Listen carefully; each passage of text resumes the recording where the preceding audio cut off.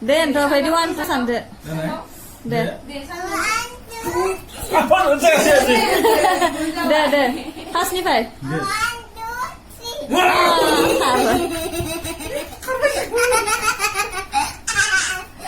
sabar Tino lagi sana nih, Dini. Tino kalgen deh bang ya, Dini.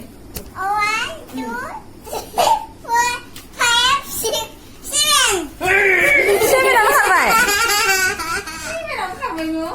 Dini pura di daerahnya, oh bisa deh. Kemudian jangan lah. di kore deh ento deh pas nih sande deh nih Ah, di pesan Dini. Ini gue samba nun uang kadang. An gue samba an uang kadang. 1, 2, 3, 4. Oh yang mana ya? Begitu. Sudah ayo nanti. Pas sanjen ba, langsung pas sanjen ba, 1 number.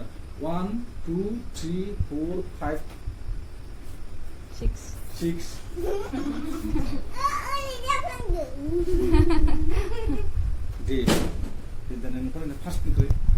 Pas sanjen ba mantu ba. 1, 2, Hmm. 3, Hmm. 4, Hmm. 5, 6, 7, 8, Hmm.